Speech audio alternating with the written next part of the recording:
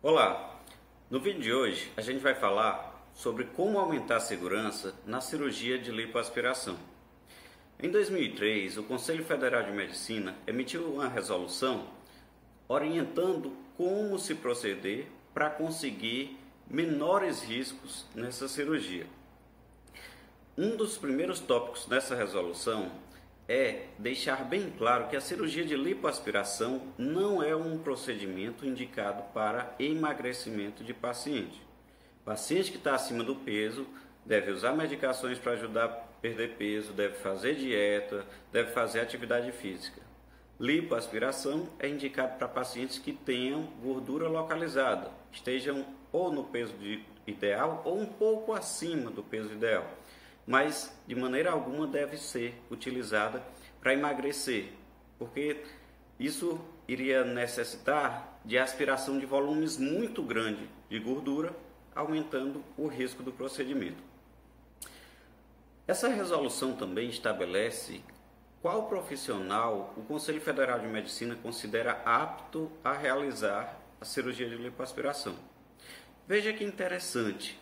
Um médico recém-formado, ele tem legalmente respaldo para fazer qualquer procedimento na medicina, à exceção de lipoaspiração, que só é permitido pelo Conselho Federal de Medicina para algumas especialidades.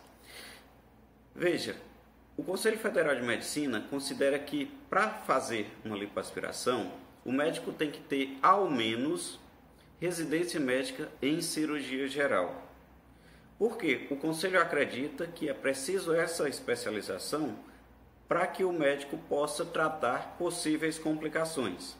Então, o médico que não tenha a residência de cirurgia geral, ele não pode fazer lipoaspiração.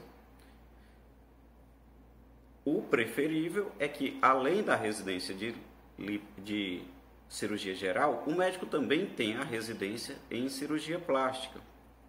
Então, o Conselho não considera apto médicos de outras especialidades ou outros profissionais que não médicos fazerem lipoaspiração. Para que a gente entenda também alguns limites de segurança da lipoaspiração, é importante diferenciar lipo úmida de lipo seca. Lipo seca, o cirurgião aspira diretamente a gordura. Na lipo úmida, antes de fazer a lipoaspiração, o cirurgião injeta soro fisiológico e adrenalina na gordura para provocar vasoconstrição, para fechar os vasos sanguíneos que levam sangue para a gordura.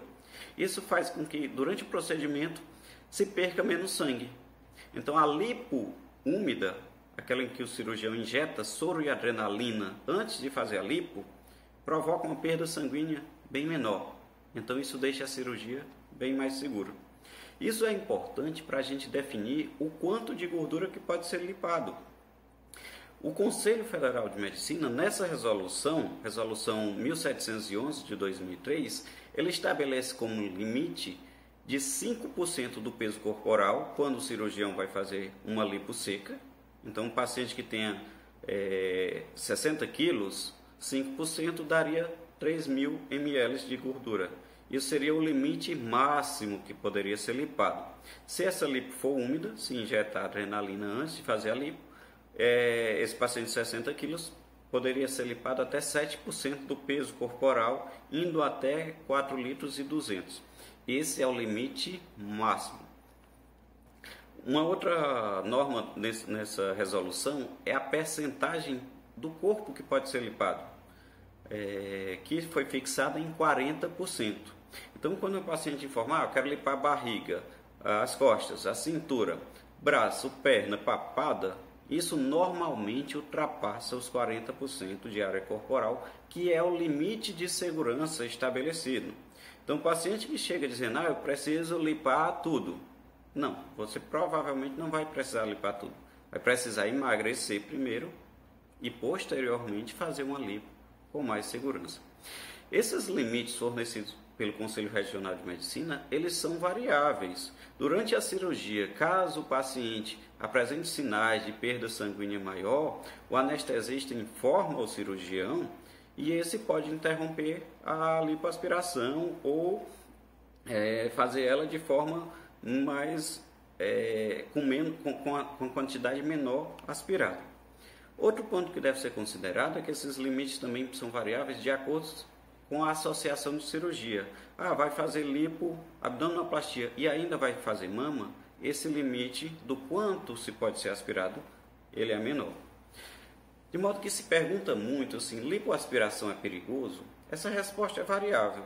Toda cirurgia vai ter seu risco. Existem algumas coisas que se faz para minimizar os riscos, como por exemplo, limitar a quantidade de lipo. Então uma coisa é se fazer uma lipo num paciente que você espera retirar algo em torno de 2 litros, uma paciente jovem que faz atividade física, que não tem problema de saúde, que não está usando hormônios anticoncepcionais. Então isso vai apresentar um determinado risco.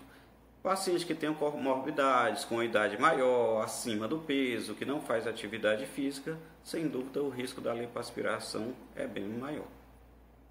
A lipoalaser, só a título de informação, é uma falácia, não serve de nada, não diminui risco de nada, é mais uma questão de marketing. Quais são os principais riscos da lipoaspiração? Um deles é a lipo insuficiente. É um paciente que está muito acima de peso, faz uma lipoaspiração, chega no limite de segurança, o cirurgião para de fazer essa lipo e o resultado não fica tão bom quanto esperado. Por isso a importância de perder peso antes da cirurgia de lipoaspiração.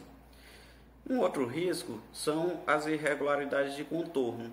O cirurgião exagerou na lipo, lipou demais, não deixou uma quantidade mínima de gordura abaixo da pele. Isso provoca pequenas retrações abaixo da pele, pequenas depressões semelhantes à celulite. Uma preocupação bem comum dos pacientes é em relação à perfuração de órgãos. Isso é uma complicação possível, entretanto é muito raro, principalmente quando feito por cirurgiões plásticos, que já têm o dia a dia, a vivência, a experiência e conhecimento de anatomia suficiente para fazer uma cirurgia com mais segurança. Também é comum os pacientes terem preocupação quanto à infecção, que é uma possível complicação, mas isso também é muito raro. O que mais causa temor são complicações como trombose venosa e embolia pulmonar, que para isso existem medidas como o paciente andar, como usar medicações, usar meias antitrombo, usar botas pneumáticas, que minimizam essas complicações. Ou seja, temos várias opções para minimizar os riscos de uma lipoaspiração, que vão desde seguir essas normas do Conselho Federal de Medicina, como usar medicações que minimizam os riscos no pós-operatório. Um abraço.